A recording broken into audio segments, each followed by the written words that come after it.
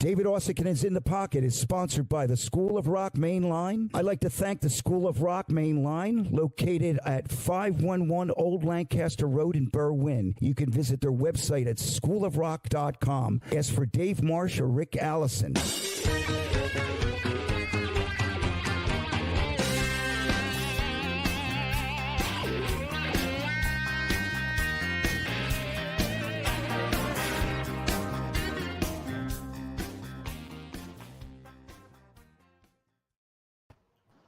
Hey everybody, I'm Andy Weinberg, and welcome to episode 123 of the David Uosikkinen in the Pocket podcast.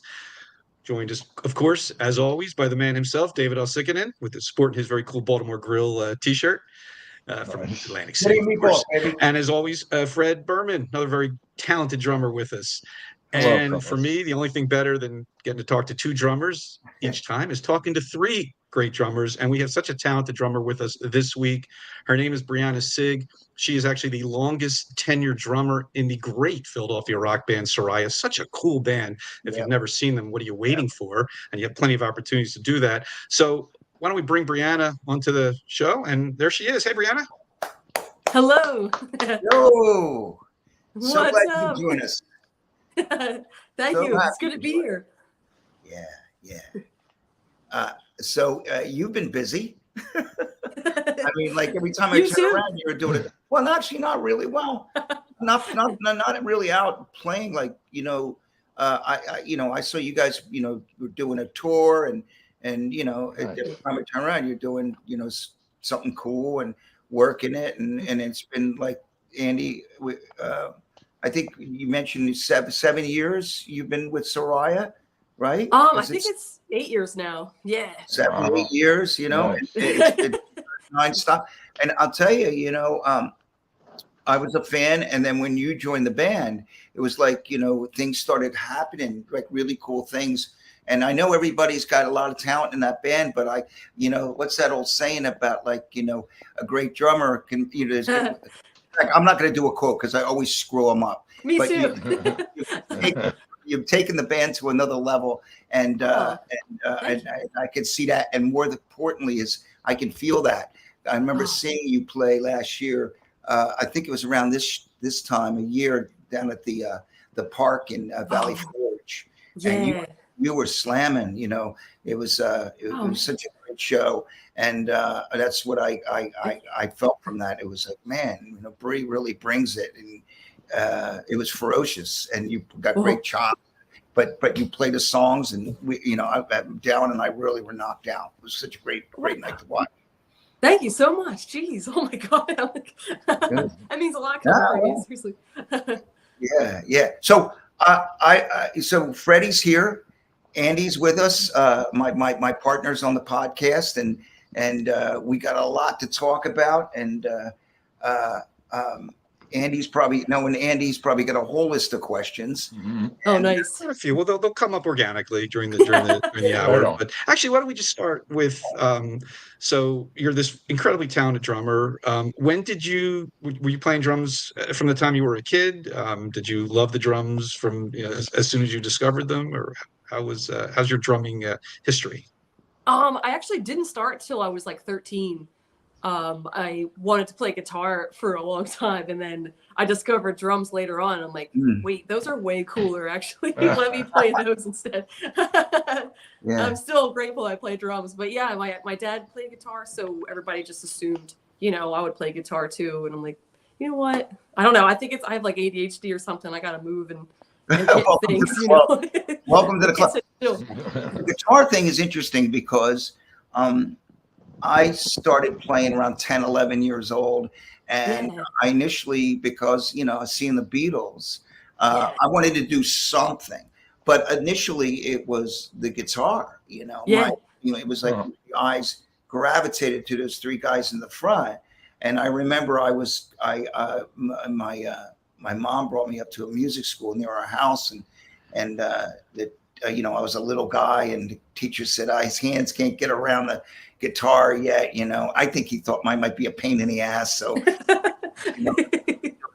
but a kid, I tell the story. The time a kid moved in my neighborhood, had a guitar, and a drum set. So I went over there and I could play a beat right away. So it became. Oh wow! It felt good doing it, but I guess in your case, you had a guitars laying around the house, right? So yeah, like you had drums laying around the house. Yeah, you had to pursue the drums, right? I really did. Yeah, it took me a long time to get a kit. Like I begged my dad forever, and he gave me sticks first, and he's like, if you can learn how to play with these sticks, then maybe I'll get you one.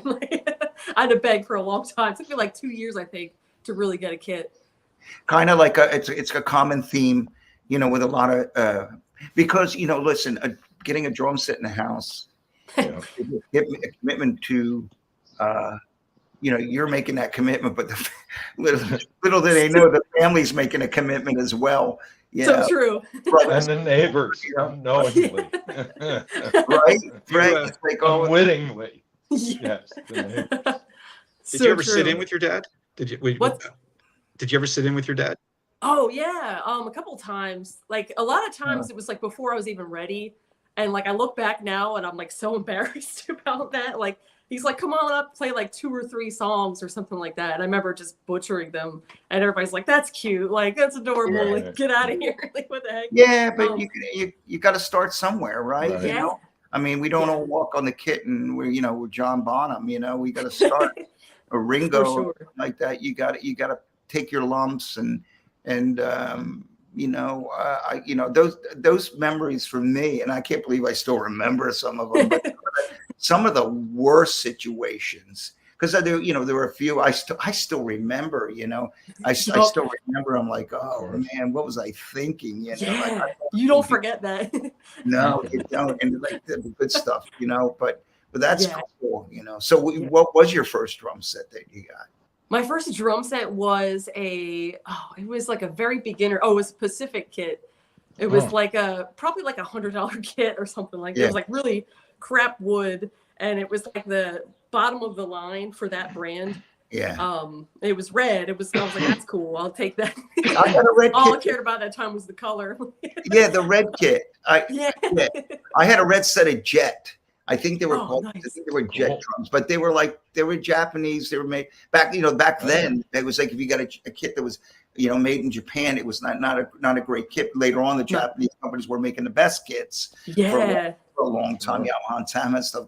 But back in 1960, 65 and 66, and that the drums weren't that great. So but I remember I didn't think it, but now when I look at photos of me playing with my first band, I had this little red sparkle drum kit, and I used to play. I played traditional grip. When I was a kid, and I still remember this kid from Northeast Philly came into the neighborhood, and he was probably about 5 years older than me and my guys in my band, and he said, "Yeah, he plays drums," and we said, "Hey man, why don't you play?" And he started playing. He was playing, and it freaked me out, Bree, because he's playing, and he started playing the hi-hat on all the like on all the beats. And drums, and I went, "Oh my god, I'm doing that!" Like that's a whole. And I'm going. I was like, and that was like one of those things that I saw at an early age. Went, I'm going to learn that. I was so blown away by his hi-hat that I went, I'm going to use that. I'm going to steal that. And I did. Yeah. You're like, how many limbs do I need? Like, yeah. But a lot of parents, when getting back to that pad and stick thing, they don't want you to. They want to say, okay, to commit, because the family and then getting a drum set, and then like buying a drum set, and drums are, I don't care what. When it was, they're always expensive, and they break. Break. So it's a commitment. Where'd you grow up? I grew up. Well, half my life was spent in Norristown, and then I moved to Boyertown, Pennsylvania. I currently live there now. It's a big culture shock. Between Boyertown and Norristown, or? Oh yeah. It's like now I live around like cows and stuff like that. Oh, that's cool. Yeah, it's cool. So there's like plenty of space where I could just bash, and like nobody gets pissed off, except for my parents. Like, would get mad. I think I've seen some videos where you were playing Well, a couple things that it's observations that I have. Like I see that, like I love that you love your snare drum. I Oh, dude. yeah, you got this snare drum that you're like, you know, I love this snare drum. You know, you bring it wherever you go. I do. Snare drum, you know, and you had that. Did you have that made for you, or what's the deal with that drum? No, it's actually like probably like a $250 snare drum, like at the most, I would say. It's an Omar Hakim 13-inch. Oh. But it just has this crack, and I'm so used to it. I've tried other drums and stuff, and they're cool. They're great for recording purposes and stuff. But like my live snare is the Omar Hakim because it just like cuts through all the BS. You know what I'm saying? What brand is it? Pearl? Oh, it's Pearl. Yeah. It's awesome. Is he still Pearl? Is he still a Pearl guy, Omar? Is he still? I'm not sure, but he's great. I met him when he's one of my favorite high school. I played up at High School of the Arts LaGuardia up in New York. He went to like UB Kappa here in Philly. Yeah. And I was playing with the community college gospel choir. Whoa. He comes up to me afterwards. He goes, "Yeah, I play drums." And I was like, "Cool, nice." He said, and I'll never forget this. And he said, "Yeah, I've been down at Sigma. I played down at what's that? What year was this? Like 1975, 76. Awesome. And he said, "Yeah, I've been down to Sigma. I played at Sigma." He said, "My name is Omar," and he was like tall, looking kid even back then. And I said, "All right, I'm gonna remember this guy." Because he was so sure of himself. I knew that he was great without hearing him play. And then I saw him. I don't know, maybe he was playing with Sting. It was with Sting. I was like, wow. "Oh man, that's that kid." Wow. The kid that I met when he was in high school. Oh, That's so wild. good. Wow. Crazy. Dude, That's great. that's bad. Yeah. That's so cool. Crazy. Yeah. Oh, that's cool. Yeah. So you know, the snare drum thing was always something I thought, oh wow, she cherishes one of her pieces of equipment, you know, which is, you know, and I have a snare. We call it the dread snare. Yes. And I've even tried to get other drums to. It's like because we do some like a lot of the ska stuff, and I you know, and I needed another drum. It's to in my case being right-handed, it's to my left. Yeah. And I used that, and I just took the head off the bottom. It was like this $100 snare. It was horrible, and I took the head off the bottom. The strainer. I took all that off, and it's the drum I've had since. I've been using it since 1980, and nice. I lost it for a couple of years too, and I was bye. Yeah, it was. I think during COVID, I did a session at somebody's house, and they really liked it, and they said, "Can I borrow that?" Now, when I said, "Yeah, but just make sure you get it back to me," and I forgot about it, and I think he forgot about it too, and then one day. Like I resigned myself to it. It's going to be gone. And then one day I get a phone call. Hey, by the way, you left your job. I was like, oh my God. Yes. Is there, you know, because I even told because the guys in the band, they were all used to that sound. You know, like you said, that snare drum has that crack. That drum had a certain sound. Yeah. They're all like, oh man, you know, we got it on records. It's the Man in the Street and everything. And like, I'm so glad we found it. But so, you know, so make sure you never give it to anybody to use. Don't let that go away. Yeah. You know, don't let it to Omar Hakim. Yeah, no way. Yeah. I'm sure he's got a bunch. Yeah. So when you started playing, and did you say that when you started playing, you were pretty young? You were 13. Yeah, that's when I officially was like playing. Like I wanted to play drums before that, but when I finally got my kit, I was like 13. Yeah. And you were still in school, right? Yeah. Still in school. Did you do any like playing at like bands in school and stuff like that? No, but I wish I did. Like I went like when I was in high school, I think it was like my junior or senior year, I went to ask if I could play for the band. They were like, you know what, you're kind of older now. Like, it just doesn't make sense for you to join marching band now and stuff. So I was like, all right. Like, I was learning how to read music with this guy, Buzz Saylor. And like, I could read music at that time. I kind of haven't practiced in a long time. Yeah. But that's so cool. I wanted to, but I was like, so I just kind of was doing private lessons and like just jamming with a bunch of hippie kids, basically. Cool. What was your first find a situation where you practice your craft? You know, it's like I always hear these stories of and the Vinny Caluta and certain drummer LA guys. When I was out in LA, I was friend with a buddy of mine that was in the Blue Devils with incredible drum corps thing going on, and those guys would go see. They would get into their they'd go see their performances. I don't think they ever played. I mean, Vinny never played with them, but he would go see them. I don't know, maybe he did. I don't know, but I heard stories of him just going to see these guys do it because they're so precise and they're good. Yeah. Oh man, Yeah. So you're big into the the rudiments and things like that. Is that something you really dig or? Early on, yeah, and I kind of apply it to my practice and stuff. Cool. I like you said, I started off traditional. Cool. And it wasn't until I joined I Soraia saw a video of you playing traditional. You said you were mentioning that either you were getting back to it and doing it, and I was like so impressed by you doing that. I mean, because it's like changing your grip after you're used to something for a long time takes a lot of, like, people don't realize it's really kind of like you're not starting over, but you really kind of are like in a way, when you get to the point where it's intuitive, where you just doing it, it's just happening. Like I hear drummers that say, like, I had to make the commitment, like Weckl always talks about, I had to make the commitment to one grip or another. Like I don't approach it that way. I do both because because I have fun doing both of them. But I like make a commitment to one or the other. That makes sense. Yeah. They both have their benefits. Yeah. So cool. So how did I guess was there a long trajectory to getting where you end up playing with Soraia, and how did all that happen? Well, I after high school I joined a band. I was still taking private lessons and stuff like that, but I joined this like kind of like Americana rock type band.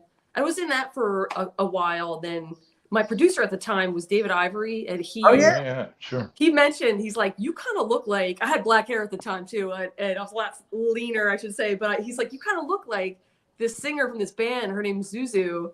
And I checked them out and I listened to them and I was like, oh my God, I love this style of music. So it was probably around 2014, I think. And I just cold wrote all the members of the band. I was like, hey, you guys want to play a show with us? And like after that, after I saw them in like live and stuff, I was like hooked. So I guess sometime with Jeff Leonard, he was awesome drummer for them. And he hurt his hands or something. And so I like was filling in here and there for him. And then eventually I just kind of became full-time, and he helped me like become full-time in Soraia. Cool. He like actually helped me with the music and everything. He's such a gem. I love that guy. He's a great guy. Yeah. He's solid. Right around the time you joined the band is pretty much when you guys signed with Little Steven's label, Wicked Cool, right? I mean, that was pretty soon after you joined, or right around the time you joined? I think it was like 2016 or something like that. Yeah. So that must have been pretty amazing. So here you go, you join this band that you like to begin with, and then they get this great opportunity to work with Steve Van Zandt, and all these new doors open up for you. That must have been a pretty enjoyable time in the band, pretty exciting time in the band. Yeah, it was insane. It was wild. It was like just go immediately. And ZouZou's like that too. She like doesn't stop. I have not seen her. I actually have to beg her to like relax a little bit because I'm like, dude, you're always working. Like, I'll get a phone call from her in the morning, and then like later on that night talking about booking something. I'm like, holy crap, dude, do you not like take time for yourself? But like, it's most like it's her just going, and kind of got used to it after a while. She's so lovely. I mean, what a beautiful lady, and just so talented. That's really cool. I mean, I just think you got such a great thing going there. And, I know that she's grateful to have a great drummer. And I know it's like important to have somebody that like kind of like driving the ship, if you may, I mean, she's got that personality and the drive to to want to do it and compelled to do it, and believes you need somebody like that. I mean, with the Hooters, Rob is like, not that Eric and him songwriting part, but Rob is kind of like the driving force in like what we're doing and gigs and things like that. And we're not doing that, but we're doing this. And and he's proven like ZouZou. It's always seemed to be the right move, So totally. Even we think it's crazy. She's like, I'm doing it. We're like, okay, and it turns out to be a great thing. Like, she made a music video during COVID. We were like, oh my God, this is not going to go well, and it was amazing. It would like put us on the map, like in like the Jersey area more, and it was like, holy crap. Even the label told her not to do it. She's like, I'm doing it. Wow. Everybody did it safely, but it was really cool. Right. Like, she's smart. She knows like what to do. She, I mean, the one thing about ITP, and I was just telling the guys, because Andy was saying, if you ever played drums, you've never played drums with ITP. You sang though. Yes. Right. I told these guys that you're on the record. You're on the live record. Oh, no way. Awesome. You're singing on, you're on that record that we did, the live at the Keswick. Oh, awesome. It was like, for me, because I was put in that case, I'm the guy, I'm the Rob in that band driving that. You're always, I'm a great partner. My wife helped me do stuff like that. But so sometimes, some of the most obvious things that I miss, like, oh yeah, she sang on that. You were, that's so cool. And you were great. But and listen, because we're talking about your drumming, but you also a great singer, and that's probably something that's I mean, I love seeing drummers that can do that leave-on thing where they're playing and they can sing and that's I saw a great photo with the mic and you were singing and drumming. I think that's the coolest thing, man. Oh, thank you. That's not easy. That's not easy to do either, man. That's you got to figure that out. I'd be in big trouble going. Sometimes we just did this song Union City Blue by Blondie, and it's like Clem Burke's like doing his thing, and also I have to sing backups on that one, and it's like almost the entire melody, and I'll fall off, and I see ZouZou's eyes look at me like she's like, "You're not singing." I'm like, "Okay." Yeah, I mean that's a lot to ask. You're drumming, you pull it off.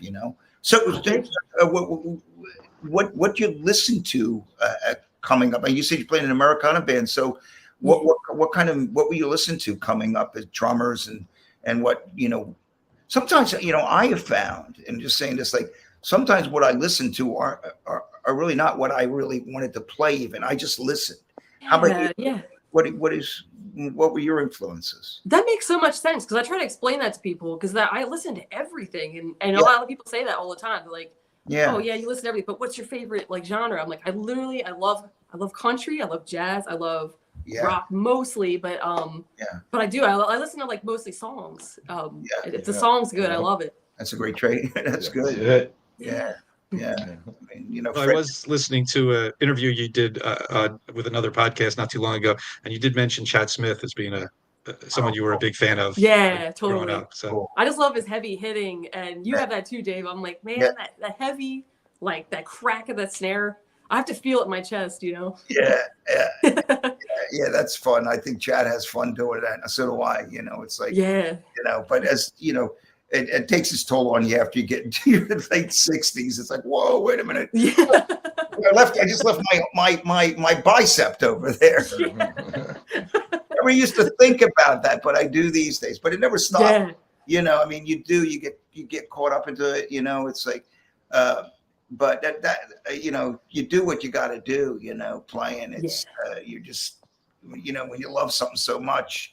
I don't think you're thinking about getting injured, or you're thinking about kind of stuff like, when you're younger, I didn't think about any of that. I had to get a hip replacement, I had to get my knee done, and I can't hear anymore. Oh yeah, there's all these things that later on, like Freddie and I will go to have lunch. Like, what's ailing you today? It's like the drummer's like posse of injuries that you get over the years, and so true. But I wouldn't have it we wouldn't have it any other way, right? Right. Totally. Yeah, that's how it is. Oh man, I like just realized how important like staying fit now. Like, 'cause I'm in my mid-30s. I'm like, I should keep working out because you got to work out to play drums. It's like before I was fine. I could just show up, eat a bag of Cheetos, and just play.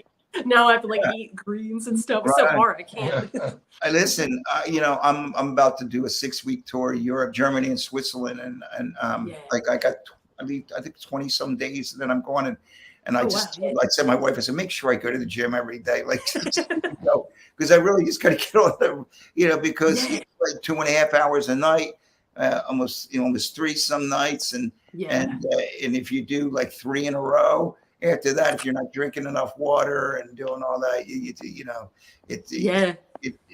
your body will let you know. Wait a minute. Definitely, yeah. You're usually sleeping the next day.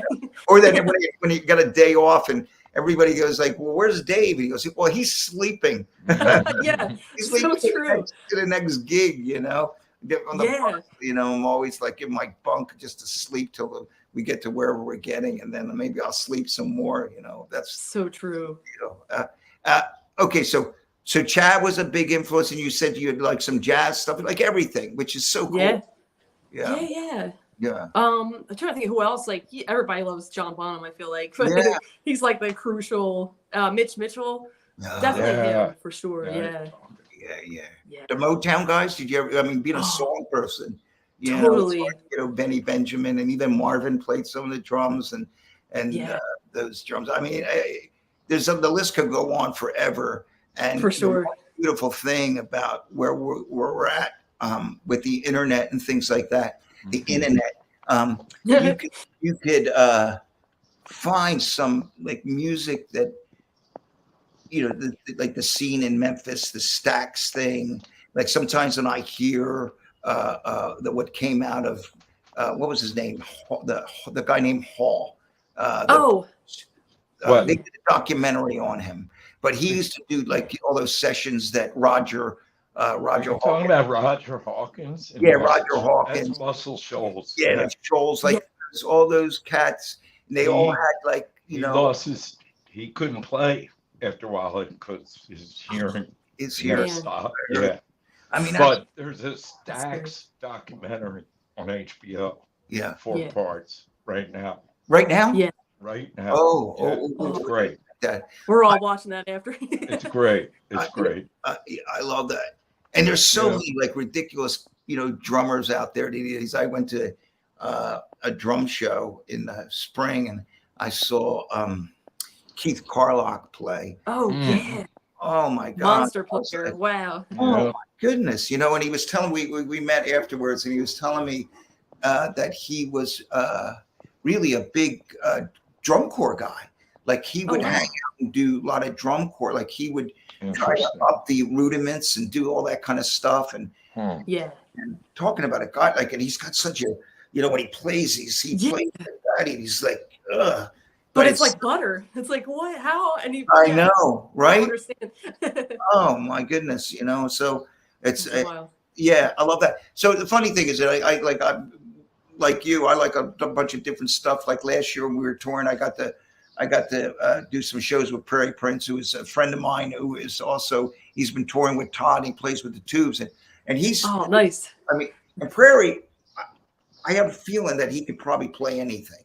Yeah, but plays the way he plays. It's like all the songs, and he's another guy that I like to watch and go like, wow, man, he somehow makes a band better. Right. And when I said about Soraia, I think that everybody in the band's really great, but when you got in that band, you brought a certain spark to that band that, it's hard to deny. It's really cool. Geez, thank you. That's huge. They really pulled me out, I feel like, too. I was kind of at a place when I first met them that I was kind of not inspired anymore, just get that weird burnout thing. And I saw ZouZou and just the songwriting and just how they performed. Like they put it all out there. So that inspired the hell out of me for sure. was it, I mean, so ZouZou, she's an incredibly nice person, but she's also this Yeah. force of nature. I mean, she's Yeah. such a presence. And then you have Travis Smith, who's so damn talented. And she and Yeah. Travis have been together since the beginning of the band. They're the Right. only two constants of. And so, were you intimidated at all? Kind of, you know, I mean, I'm sure they welcomed you, but you know, Yeah. joining with ZouZou and Travis, and they had this bond between them, and here you are coming in from the outside. Was there an adjustment period for you? Did you feel comfortable from day one? What was that like? Sure. Yeah. I think it's always an adjustment period, and especially with them because they write everything. Like they have, they both have very strong ideas, and they work so well with each other. But they both, I don't know, they have to find that common ground eventually. They figure it out. They have their two different styles, but I think I came in with kind of like an ego a little bit. And I wanted to immediately like write my own drum parts. I'm like, no, I've got this. You know what I mean? Like, and I realized like they had this certain sound, and I learned over time to incorporate my ideas when they both didn't have any ideas. I'm like, oh, I can put something here. Or if they were like kind of stuck on a part or their own parts, I kind of blended them together. I've done that twice on like the last couple of records, and I would blend both of their ideas, where I guess that's to be trying to like cater to both of them. You know what I mean? Like, and just make sure everybody's happy. I could understand that. I relate to what you're saying, you know, because I got a writing partners that I work with, and kind of like you do. Like I come in and I'm the drum guy. Yeah. Like in both those guys, although Rob's a pretty good drummer. I mean, he played on the #1 song. He played on One of Us, you know. Amazing. You're really great on that.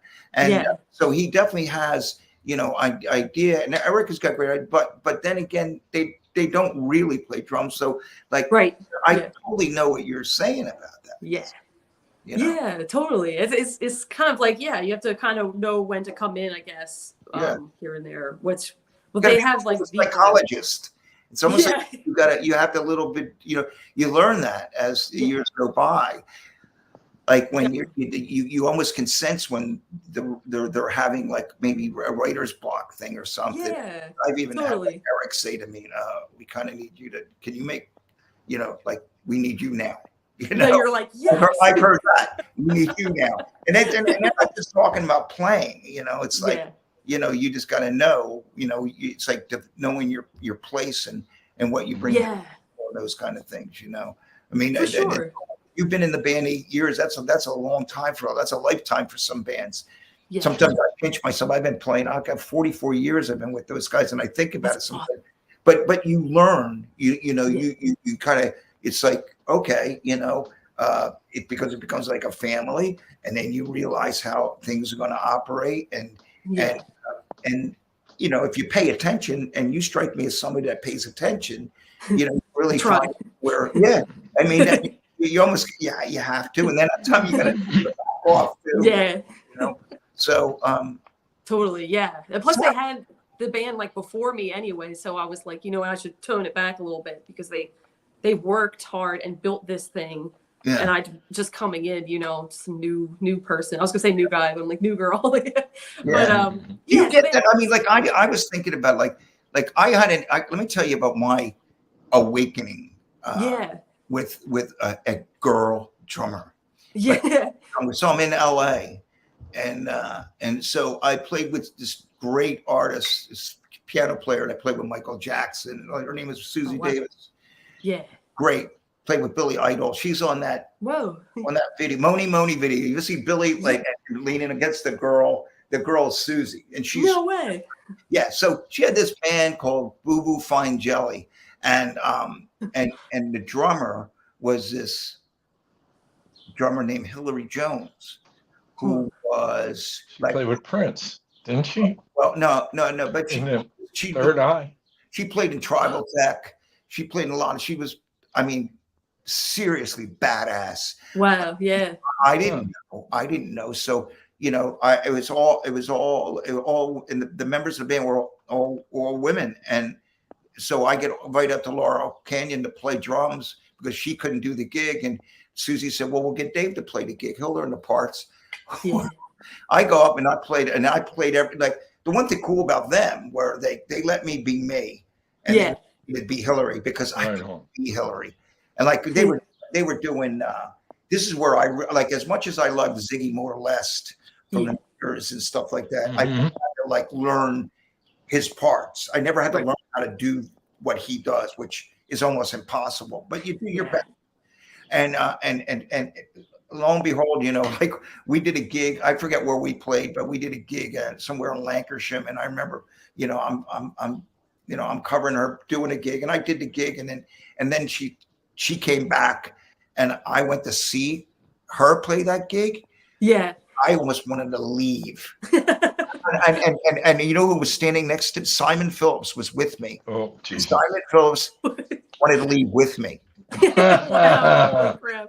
He was like, insane. "Oh my God!" And Simon's Mr. that guy, you know, do that. And we were both. He goes, and we're like hitting each other. Did you see that? What? Like, oh my God! And so, like, I at that time, and I'm, you know, I don't know. I was always welcoming. Like, I don't care, you know, if you're, you know, like, join the drummer family, woman, grandma, grandpa, join us. But so I was never about that.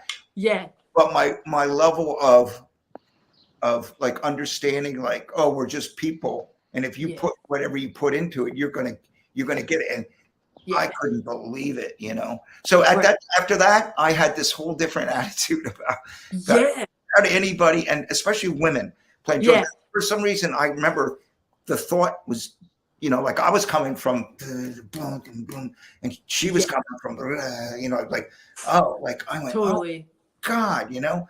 So I watched you, and you have you got this thing where you're playing strong, but you're playing inside and stuff. I really admire what you're doing, man. Oh, thank you so much. Thank you. Well, Bri, what was the makeup of the other band you talked about, the band you were in before Soraia? Were you the only woman in the band, or were there other females?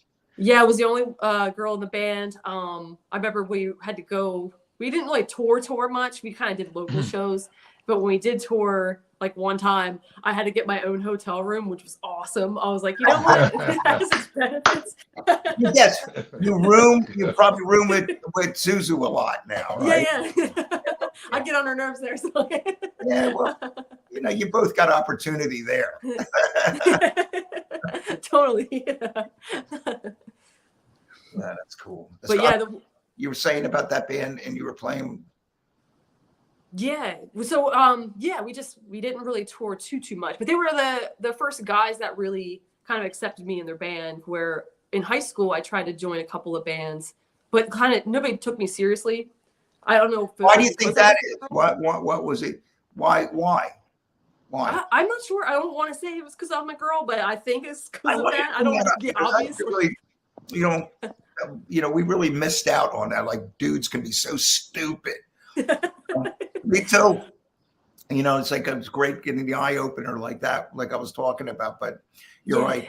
You know, sometimes, especially high school guys. Yeah. If these are bands in high school, I could see high school guys. I mean, I was a high school guy once. We're idiots, most of us. Well, Andy, could you imagine nowadays? You grow out of it, but they didn't have women wrestling, and they didn't have women wrestling men. I mean, guys, nowadays it's not always women against women. It's women against guys.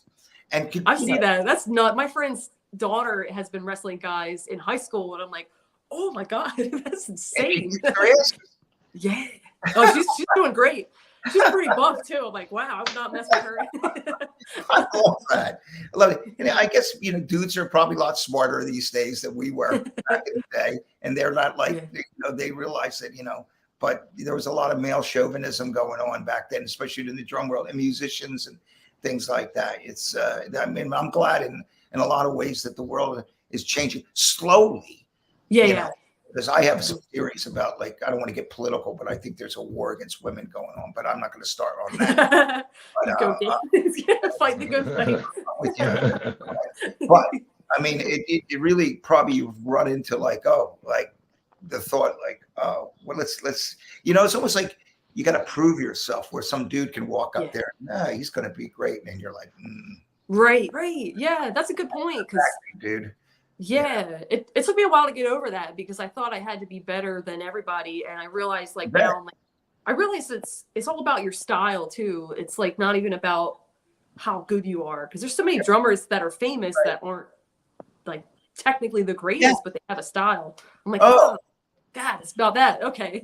That's the eye opener. Look, I teach at the School of Rock, and everybody at School of Rock wants to emulate somebody.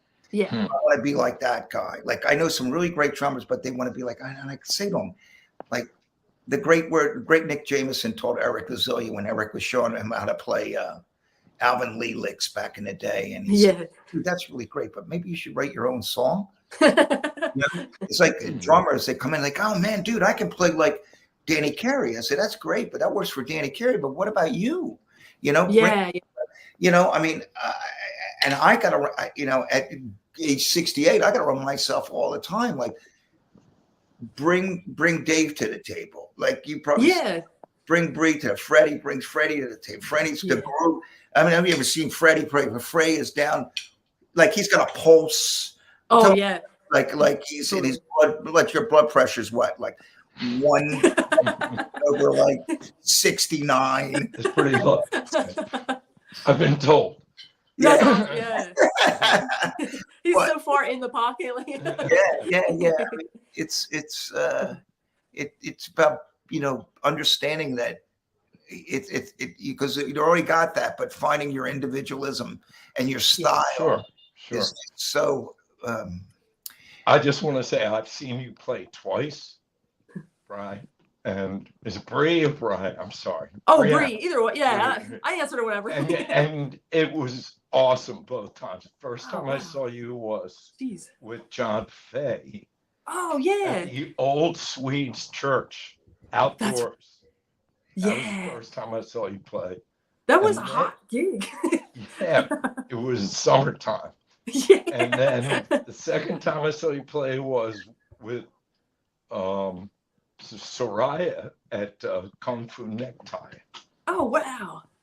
Amazing. A friend of mine was in the opening band, the band that played before you. Okay. And both times you were fantastic. Just man, geez. I loved. Thank you. Loved what I heard. Yeah. I appreciate that. Wow. Yeah, man. And he doesn't compliment anybody. That's true. That is true. It's one of the first times Fred has actually. I didn't want to bring that. No, it's not true. That's big. Thank you very much. You're welcome. You guys. Holy crap. Bree, I got to ask you about Soraia opening for Joan Jett and getting to meet Joan, because she's a fan of you guys, and obviously you guys are fans of her. What was that like, sharing the stage? It was wild. Every time. I usually don't get nervous for gigs anymore, but like for some reason those, I don't know what it is. I don't know if it's because we're so close to the audience like that. It's nerve-wracking because you want to please her audience because they seem scary sometimes. They seem like they just want to see Joan and you can get lost. Like we had like 30 minutes to like catch them and get the heck off the stage. But Joan herself is so down to earth. She's so cool. She's always like saying hello to us in our green room and everything. And she's like, what's up, guys? Like, she doesn't have to do that, but she's very, very cool. And like, there was one club we played where they didn't pay us a lot and she was pissed. She was so mad. I don't know if I'm supposed to be telling this. I'm telling it though. I'm telling the story. And we overheard her in her like green room, like yelling about the venue. I won't say the venue name. And they actually like paid us out of their pocket. Joan Jett. It was wild. It was so cool. Yeah. Super down to earth lady, and like has a very small team, not a huge thing. Like one truck, I think it is, shows up. And that's them. Everybody carries their own gear, which I don't know how they do that. I'm like, they do have a crew, but like I've seen Michael carry his own drums, and I'm like, Michael, why are you doing that, man? Michael's great. Michael's Michael's a local guy. He went to Harvey High School. Yeah. He's a monster. He's been on the podcast. And nice. Yeah, he's been on the podcast. I gotta check out that episode. We remember that, Andy? We had a fun time with Michael. He was great. And he's so cool too. Yeah. Yeah, and I love him. And he does that rock thing and the ska thing and the punk thing. He's really a monster. I mean, I saw him last spring. His band was opening for Bryan Adams, and they were just cool. He was great. Yeah. I'm a big fan of that. It's definitely another like heavy hitter for sure. Oh yeah, no doubt. He sits. Yeah. I like it. Like after my hip, I over the years I've had to change different positions. Like after my hip replacement, I used to sit a little lower. I sit a little higher now, just okay. for myself. But Michael, I was watching him. He sits a little higher as well. Like right. And I think I commented once about sitting high, and he goes, "Get up there, buddy." Yeah. That's awesome. Guilty. Yeah. Well, he was in the Bouncing Souls. Yes. Yes. That's Yeah. Old band. Yeah. Great drummer. He's awesome. I was wondering, I'm thinking now that you're saying, I'm like, maybe I should sit higher. I'm like, I'm just thinking about that. I like slouch all the time. Yeah. Well, it's just one of those things that we all go through over the, like trying to find that spot, and then, but over the, like, you do what you got to do your gig. And I think, at times when I was younger, I didn't have any issues like that, but now I knew what caused problems. So right. I'm going like, okay, maybe I can remedy that by sitting a certain way and playing a certain way. And, it's always true because, the day I have to hang it up is going to be a sad day. Yeah. I don't know if we want to. Yeah. But that's not going to happen. I had last week with a drummer who, great drummer, and he retired, and he can play, and he plays once in a while, but he was a Philly guy, great drummer, played a great band, and it's like sometimes I've invited him to come play, do some things, but that it's gonna be hard. I can't watch that movie, The Sound of Metal, because of that. I couldn't finish it. It's too close to real. Right. Yeah, I got one. Right, Freddie. We don't fist bump. We hearing aid bump. Yeah. I like that. This is you pay your dues, and but again, I wouldn't have it any other way. This is what we do. You take your lumps. As a non-drummer watching performers like the three of you play, I do wonder about that, because it's such a physical instrument. Mm-hmm. And especially Dave, you've been doing it and Fred too for I don't know how many years. I a week apart, man. We've been doing it forever. You're on another stage, me on another stage, man.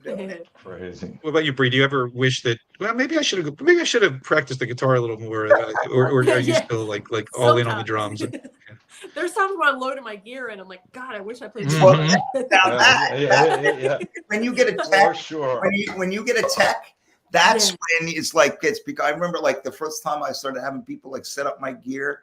Yeah. Oh my goodness, man. That was game changer. It's a game changer indeed. Yeah.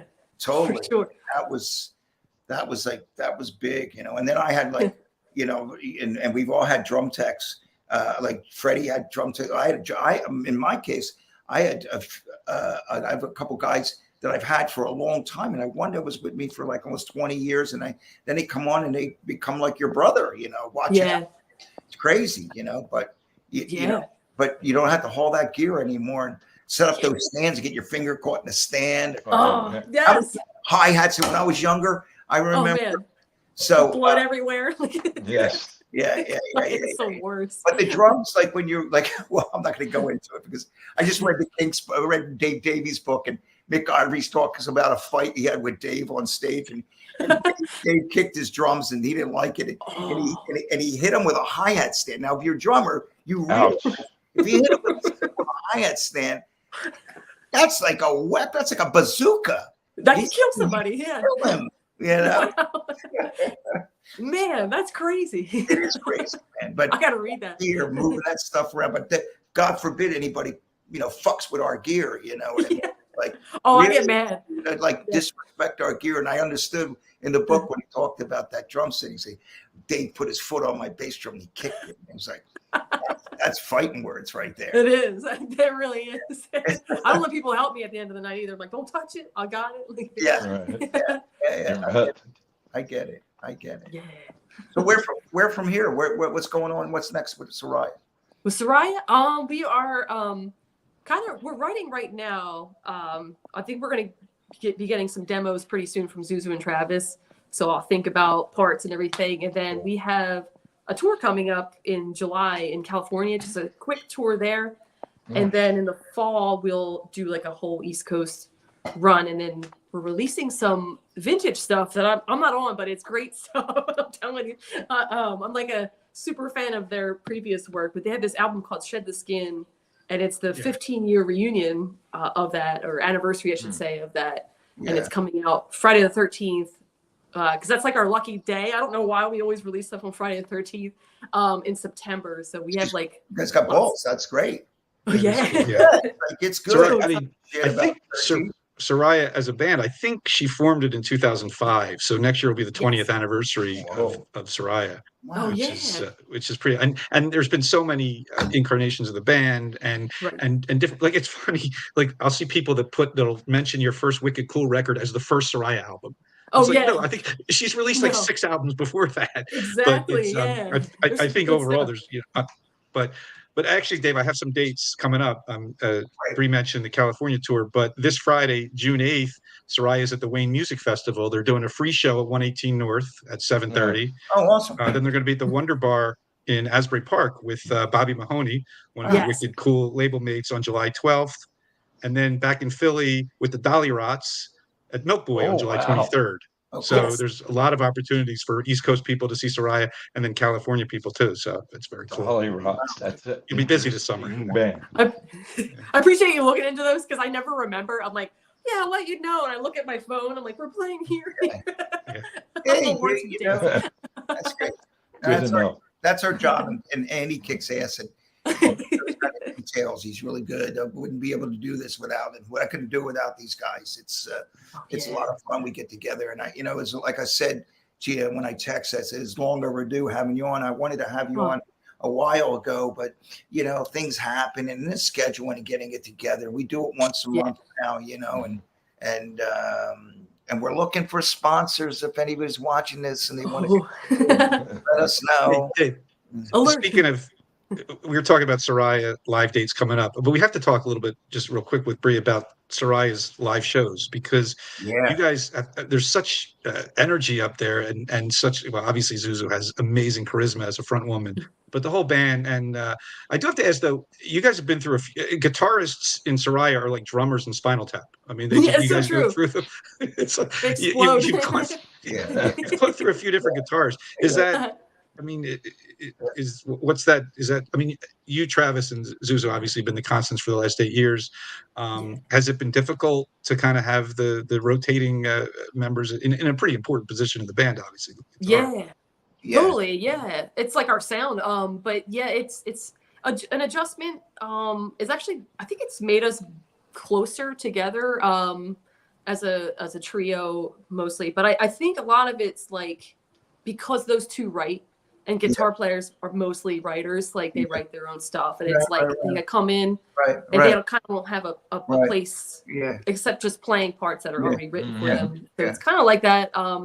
It's you kind of have to swallow a lot of that to be in Soraia as a guitar player. And we have 2 guys currently that are perfect. Well, Scott, one of your guitar players, I don't know the other one, but Scott's a longtime friend of mine.